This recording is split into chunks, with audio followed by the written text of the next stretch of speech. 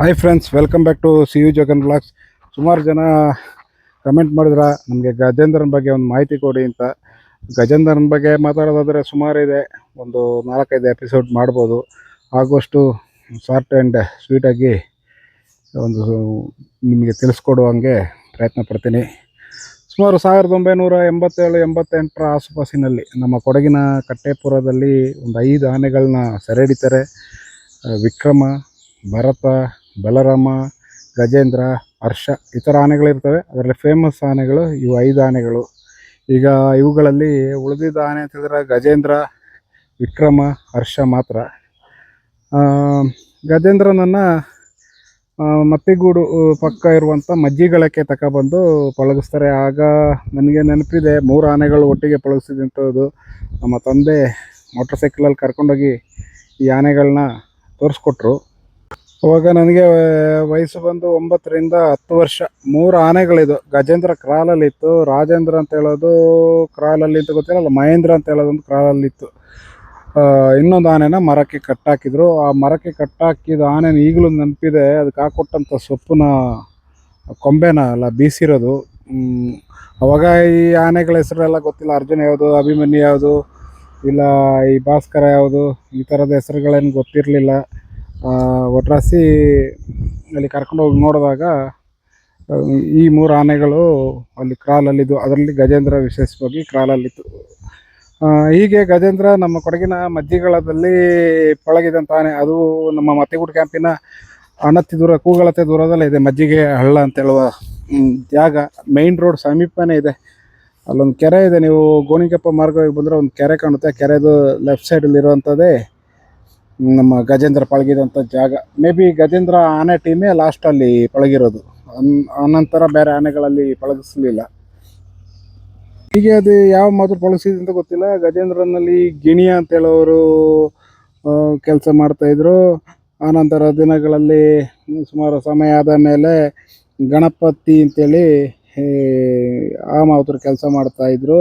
ಹೀಗಿದ್ದಾಗ ಮತ್ತಿಗೂಡು ಕ್ಯಾಂಪಿನಲ್ಲಿ ಸುಮಾರು ಒಂದು 35 ಆನೆಗಳ ಮೇಲೆ ಇರ್ತವೆ. ಅಂಥ ಸಂದರ್ಭದಲ್ಲಿ ಏನಾಗುತ್ತೆ ಅಂತ ಹೇಳಿದ್ರೆ, ಆನೆಗಳನ್ನ ವಿಂಗಡಣೆ ಮಾಡ್ತಾರೆ. ಶ್ರೀರಾಮ, ಗಜೇಂದ್ರ ಎಲ್ಲ, ದುರ್ಗ ಆನೆಗಳೆಲ್ಲ ಬಂದು ಕೇಗುಡಿ ಆ ಭಾಗಕ್ಕೆ, ಇನ್ನು ಕೆಲವು ಆನೆಗಳು ರಾಜ್ಯದ ಇತರ ಕ್ಯಾಂಪುಗಳಿರುವಂಥ ಭಾಗಕ್ಕೆ ಹೋಗ್ತವೆ.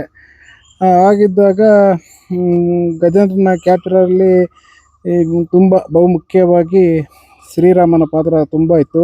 ಶ್ರೀರಾಮ ಗಜೇಂದ್ರನಿಗೆ ಹೊಡೆದಿದೆ ಅಂತ ಹೇಳುವಂಥ ಒಂದು ಮಾಹಿತಿಯೂ ಇದೆ. ರಿಪ್ಸೇನೋ ಕಟ್ಟಾಗಿತ್ತು ಅಂತೇಳಿ.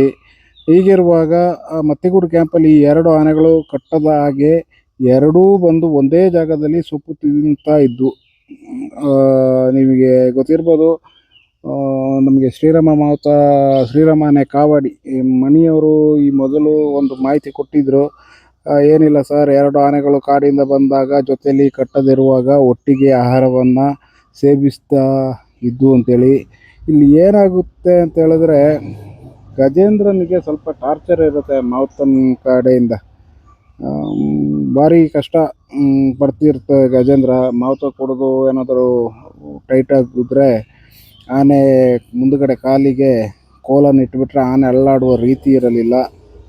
ಕುಡಿದು ಎಚ್ಚರ ಆಗೋ ಗಂಟ ಆನೆ ಅಲ್ಲೇ ಇರಬೇಕಿತ್ತು. ಅದಕ್ಕೆ ಮೇವಿನ ಸಮಸ್ಯೆ ಆಯಿತು ಏನೋ ಗೊತ್ತಿಲ್ಲ. ಇದೇ ರೀತಿ ದಿನನಿತ್ಯ ಟಾರ್ಚರ್ ಇರ್ತಾ ಇತ್ತು ಅಂತ ಹೇಳೋ ಮಾಹಿತಿ ಇದೆ.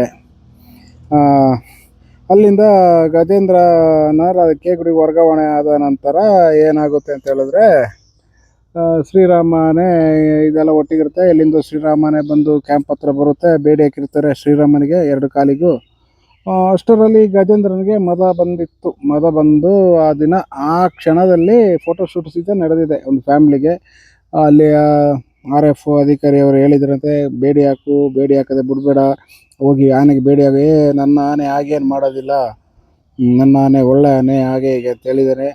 ಗಜೇಂದ್ರ ಯಾವಾಗ ಶ್ರೀರಾಮನ ನೋಡಿತೋ ಇಮ್ಮಿಡಿಯೇಟ್ ಶ್ರೀರಾಮನಿಗೆ ಚಾರ್ಜ್ ಮಾಡುತ್ತೆ.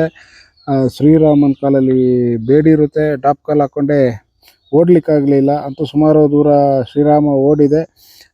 ಈತನ ಚೂಪಾದ ದಂತ ನೋಡಲಿಕ್ಕೆ ಅತ್ಯಾಕರ್ಷಕವಾಗಿರುವಂಥ ಗಜೇಂದ್ರನ ಚೂಪಾದ ದಂತದಿಂದ ಶ್ರೀರಾಮನಿಗೆ ತಿವಿಯುತ್ತೆ. ಒಂದು 2-3 ಜಾಗಕ್ಕೆ ತಿವಿದಾಗ ಅದು ತುಂಬ ದೊಡ್ಡ ಗಾಯಾಗಿ ಹೊಟ್ಟೆಗೆ ತಿಳಿದಂತಾಗ ಕರಳು ಸಹಿತ ಹೊರಗಡೆ ಬಂದಿದೆ. ಆ ಮಟ್ಟದ ತೀವ್ರತೆಗೆ ಇದನ್ನು ತಡೆಯಲು ಹೋದಂಥ ಮಾವುತನನ್ನು ಸಾಯಿಸಿಬಿಡುತ್ತೆ. ಸಾಯಿಸಿ ಗಜೇಂದ್ರ ಕಾಡಿಗೆ ಓಡುತ್ತೆ. ಕಾಡಿಗೆ ಹೋದಾಗ ಒಂದು 3-4 ದಿನಗಳ ಕಾಲ ಸಿಗೋದಿಲ್ಲ. ಅಲ್ಲಿಂದ ನಮ್ಮ ಅಭಿಮನ್ಯು ಆ್ಯಂಡ್ ಟೀಮ್ ಹೋಗಿ ಗಜೇಂದ್ರನನ್ನು ಕಾಡಲ್ಲಿ ಪತ್ತೆ ಮಾಡಿ ಸೆರೆ ಹಿಡ್ಕೊಂಡು ವಾಪಸ್ ಕರ್ಕೊಬರ್ತಾರೆ. 14 ಬಾರಿ ದಸರಾದಲ್ಲಿ ಭಾಗಿಯಾಗಿದ್ದಂಥ ಗಜೇಂದ್ರನಿಗೆ ಮುಂದಿನ ದಸರಾಗಳಲ್ಲಿ ಭಾಗಿಯಾಗೋದಕ್ಕೆ ಅವಕಾಶನೇ ಇರಲಿಲ್ಲ. ಪಟ್ಟದಾನೆಯಾಗಿ ಕಾರ್ಯನಿರ್ವಹಿಸಿದಂಥ ಗಜೇಂದ್ರನಿಗೆ ಅರಮನೆಯ ಆಗಿನ ಮಹಾರಾಜರಾದಂಥ ಶ್ರೀಕಂಠದತ್ತ ನರಸಿಂಹರಾಜ ಒಡೆಯರವರು ತುಂಬ ಪ್ರೀತಿ ಗಜೇಂದ್ರನ. ಅವರೆಲ್ಲೇ ಹೋಗಿ ಬಂದ್ರೂ ಗಜೇಂದ್ರನ ಒಂದು ಬಾರಿ ನೋಡದೆ ಅವರು ಹೋಗ್ತಿರ್ಲಿಲ್ಲ. ಅಷ್ಟು ಒಂದು ಪ್ರೀತಿಯಲ್ಲಿ ವಿಶ್ವಾಸವನ್ನು ಇಟ್ಟುಕೊಂಡ್ರು. ಗಜೇಂದ್ರ ಯಾವಾಗ ಈ ಥರ ಮಾಡಿದಂತ ಗೊತ್ತಾಯಿತು, ಅವರು ತಿರುಗಿಯೂ ಸಹ ನೋಡಲಿಲ್ಲ. ಎಲ್ಲರಿಗೂ ತುಂಬ ಬೇಜಾರವಾದಂಥ ಸಂಗತಿ. ಅಲ್ಲಿ ನಮಗೆ ಕಂಡು ಬರೋದು ಅಂತ ಹೇಳಿದ್ರೆ ಅದು ಗಜೇಂದ್ರನ ತಪ್ಪಲ್ಲ. ಗಜೇಂದ್ರನಿಗೆ ಮದ ಬಂದಿದೆ ಅಂತ ತಿಳಿದಾಗ ಅದು ಮಾವುತನ ತಪ್ಪಾಗುತ್ತೆ, ಅಧಿಕಾರಿಗಳ ತಪ್ಪು ಇಲ್ಲ. ಅಧಿಕಾರಿಗಳು ಹೇಳಿದ್ದಾರೆ ಆನೆನ ಬೇಡಿ ಹಾಕು ಅಂತೇಳಿ, ಹಾಕಲಿಲ್ಲ. ನಮಗೆ ಮುಖ್ಯವಾಗಿ ಕಂಡು ಬರೋದೇ ಮಾವುತನ ತಪ್ಪು ಇದರಲ್ಲಿ. ಹೀಗೆ ಇದ್ದಾಗ ಗಜೇಂದ್ರ ಮುಂದಿನ ದಿನಗಳಲ್ಲಿ ಅಪರೂಪಕ್ಕೆ ಒಂದೊಂದು ಕಾರ್ಯಾಚರಣೆಯನ್ನು ಮಾಡ್ತಾಯಿದ್ದ. ಭಾರಿ ಸೌಮ್ಯ ಸ್ವಭಾವನಾಗಿದ್ದ. ಚಿತ್ರಪ್ಸರು ಸುಮಾರು ಸಲ ಹೇಳಿದಾರಲ್ಲ, ಆನೆ ಹೋಗಿ ಮಾವುತ ಇಲ್ಲ ಅಂತ ಹೇಳಿದ್ರೆ ಬೇಡಿ ಬಿಚ್ಚಿ ಆನೆನ ಕರ್ಕೊಂಡು ಬರ್ತದೆ ಅಂತೇಳಿ. ಅಷ್ಟು ಒಂದು ಒಳ್ಳೆಯ ಆನೆ. ಆದರೆ ಒಂದು ಕಪ್ಪು ಚುಕ್ಕೆ ಆ ಮದ ಬಂದಂಥ ಸಂದರ್ಭದಲ್ಲಿ ಗಜೇಂದ್ರ ಮಾಡದಿರುವ ತಪ್ಪು ಅಂತಲೇ ಹೇಳ್ತೇನೆ. ಯಾಕೆಂದರೆ ಕಂಡು ಬರೋದೇ ಮಾವುತನ ತಪ್ಪಲ್ವಾ. ಆ ರೀತಿ ಮುಂದಿನ ದಿನಗಳಲ್ಲಿ ವಯಸ್ಸಾಯ್ತನೂ ಬಂತು ಗಜೇಂದ್ರನಿಗೆ. ಗಜೇಂದ್ರನನ್ನು ಗುಡಿಯಲ್ಲೇ ಇರ್ತಾನೆ. ಜೊತೆಗಿದ್ದವರೆಲ್ಲ ತೀರ್ಕೊಂಡು ಹೋಗ್ತಾರೆ. ಆ ದಿನ ಗಜೇಂದ್ರನಿಗೆ ವಯಸ್ಸಾದಂಥ ಸಂದರ್ಭದಲ್ಲಿ ಕಾಡಾನೆ ದಾಳಿಗಳಿಗೆ ತುತ್ತಾಗ್ತಾನೆ ಒಂದು 4-5 ಬಾರಿ. ಅದರಿಂದ ಇದನ್ನು ಎಚ್ಚೆತ್ತುಕೊಂಡ ಯಾವಾಗ ಅರ್ಜುನನಿಗೆ ಈ ಥರ ಎಲ್ಲ ಆಯಿತು, ಗಜೇಂದ್ರನಿಗೆ ಏನೋ ತೊಂದರೆ ಆಗ್ಬೋದು ಅಂತೇಳಿ ವರ್ಗಾವಣೆ ಮಾಡಲಿಕ್ಕೆ ಬಯಸಿದರು. ಈ ವರ್ಗಾವಣೆಯಲ್ಲಿ ಕಳೆದ 1-1.5 ವರ್ಷದಿಂದ ಸುಮಾರು ಜನರ ಶ್ರಮ ಇದೆ. ಅದರಲ್ಲಿ ಮುಖ್ಯವಾಗಿ ನಮ್ಮ ಹಾಸನ ಭಾಗದ ಚನ್ನರಾಯಪಟ್ಟಣದ ಸಚಿನ್, ಚಿತ್ರದುರ್ಗದ ಮಣಿ ಮುಂಚೂಣಿಯಲ್ಲಿ ಇರ್ತಾರೆ. ಆಮೇಲೆ ಇತ್ತೀಚಿನ ದಿನಗಳಲ್ಲಿ ಕಳೆದ 1 ತಿಂಗಳಿಂದ ಜಸ್ಟಿಸ್ ಫಾರ್ ಗಜೇಂದ್ರ ಅಂತೇಳಿ ಎಲ್ಲ ಯೂಟ್ಯೂಬರ್ಗಳು, ಇನ್ಸ್ಟಾಗ್ರಾಮ್ ಮತ್ತು ಫೇಸ್ಬುಕ್ ಫಾಲೋವರ್ಸ್ಗಳು ಇದ್ದರು. ಇದಕ್ಕೆ ಮೊದಲು ಈ ತಂಡ ಕಳೆದ 1.5 ವರ್ಷದಿಂದ 2 ವಿಚಾರವಾಗಿ ಬಲರಾಮನ ಸಮಾಧಿ ಹಾಗೂ ಗಜೇಂದ್ರನ ವಿಚಾರವಾಗಿ ಅರಣ್ಯ ಸಚಿವರೊಂದಿಗೆ ನಿರಂತರ ಸಂಪರ್ಕದಲ್ಲಿ ಇದ್ದರು. ಇವರಿಗೆ ಗಜೇಂದ್ರನ ಅಭಿಮಾನಿಗಳ ಪರವಾಗಿ ವಂದನೆಗಳು. ಮತ್ತೊಂದು ವಿಚಾರ ಹೇಳಲಿಕ್ಕೆ ಮರ್ತೋದೆ ನಾನು. ಗಜೇಂದ್ರನಿಗೆ ನೀವೆಲ್ಲ ತಿಳ್ಕೊಂಡಂಗೆ 2 ಕಣ್ಣಿಲ್ಲ, ಒಂದೇ ಕಣ್ಣಿರುವಂತಾನೆ. ಕ್ಯಾಪ್ಚರ್ ಮಾಡೋಗಲೇ ಒಂದೇ ಕಣ್ಣಿರೋದು. ಏನೇ ಆಗಲಿ, ಗಜೇಂದ್ರನ ಬಗ್ಗೆ ಇನ್ನೂ ಒಂದು ವಿಡಿಯೋ ಅಪ್ಲೋಡ್ ಮಾಡೋಣ ಮುಂದಿನ ದಿನಗಳಲ್ಲಿ.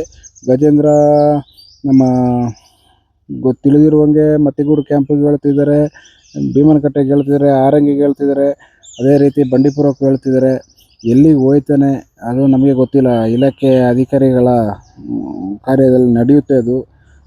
ಮತ್ತಿಗೂಡಿಗೆ ಬಂದರೆ ಸ್ವಾಗತ. ಯಾಕೆಂತಂದರೆ ತಾನು ಪಳಗಿ ಬೆಳೆದಂಥ ಜಾಗ, ಕಾಡಿನ ಪರಿಚಯ ತುಂಬ ಇದೆ. ಸ್ಪೀಡ್ ವಾಕರ್ ಗಜೇಂದ್ರ ಅಭಿಮನ್ಯುನ ಬಲಗೈ ಬಂಟ. ಅಭಿಮನ್ಯು ಇದ್ದಾನೆ ಮತ್ತಿಗೂಡಲ್ಲಿ. ಅದೇ ರೀತಿ ಈಗ ವರಲಕ್ಷ್ಮಿ, ಸರಳ ಇವೆಲ್ಲ ಮತ್ತಿಗೂಡಲ್ಲಿದೆ. ಗಜೇಂದ್ರನಿಗೆ ಪರಿಚಯ ಇರುವಂಥ ಆನೆ. Gajendra speed walker, darting specialist.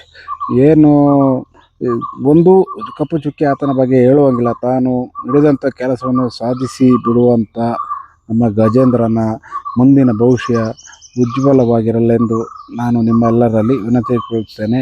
ಮುಂದಿನ ದಿನಗಳಲ್ಲಿ ಇನ್ನೊಂದು ವಿಡಿಯೋ ಅಪ್ಲೋಡ್ ಮಾಡ್ತೇನೆ. ಓಕೆ ಫ್ರೆಂಡ್ಸ್, ಕಮೆಂಟ್ ಮಾಡಿ, ಶೇರ್ ಮಾಡಿ, ಲೈಕ್ ಮಾಡಿ. ಇನ್ನೇನಾದರೂ ಹೆಚ್ಚಿನ ಮಾಹಿತಿ ಮುಂದಿನ ದಿನಗಳಲ್ಲಿ ತಿಳಿಸ್ತೀನಿ.